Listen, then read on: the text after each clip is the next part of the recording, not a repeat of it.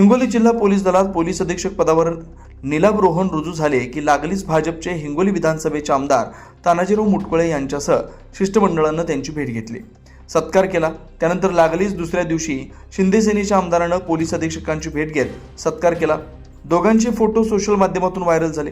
दोघांनीही काही चर्चा केली सांगणं कठीण असलं तर हिंगोली जिल्हा पोलीस दलात सध्या अभूतपूर्व प्रशासकीय संभ्रम निर्माण झालाय। पोलीस अधीक्षक पदावरून खुर्चीचा खेळ सुरू आहे। विद्यमान पोलीस अधीक्षक डॉक्टर श्रीकृष्ण कोकाटे यांच्या जागी डॉक्टर नीलाभ रोहन यांची नियुक्ती होऊन त्यांनी पदभार स्वीकारला।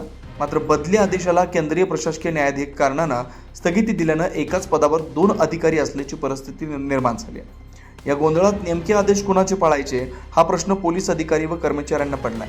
राज्य शासनाच्या गृह विभागानं पोलीस अधीक्षक डॉक्टर श्रीकृष्ण कोकाटे यांच्या बदलीचे आदेश काढून त्यांच्या जागी डॉक्टर नीलाभ रोहन यांची नियुक्ती केली। त्यानुसार डॉक्टर रोहन यांनी 23 डिसेंबर रोजी हिंगोलीचे पोलीस अधीक्षक म्हणून पदभार स्वीकारला। मात्र या बदली विरोधात डॉक्टर कोकाटे यांनी मुंबई येथील केंद्रीय प्रशासकीय न्यायाधिकरणात अर्ज दाखल केला। प्राधिकरणानं पुढील आदेश होईपर्यंत कार्यमुक्त करू नये असा अंतरिम आदेश दिलाय। या प्रकरणाची सुनावणी 6 जानेवारी रोजी होणार आहे। न्यायाधिकरणाच्या आदेशामुळे डॉक्टर कोकाटे हे अद्याप अधिकृतपणे कार्यमुक्त झालेले नाहीत, तसेच पोलीस अधीक्षक पदाचा कार्यभार हस्तांतरित झालेला नसल्याची चर्चा आहे। दुसरीकडे शासनाच्या आदेशानुसार नियुक्त झालेले डॉक्टर रोहन यांनी पदभार स्वीकारल्यानं हिंगोलीत एकाच पदावर 2 पोलीस अधीक्षक अशी स्थिती निर्माण झाली। यात सर्वात महत्त्वाचं म्हणजे हिंगोलीचे पालकमंत्री नरहरी झिरवाळ यांनी अगोदर हिंगोली जिल्हा गरीब जिल्हा म्हणून हिणवलं होतं। त्या संदर्भात व्हिडिओ देखील व्हायरल झाले होते।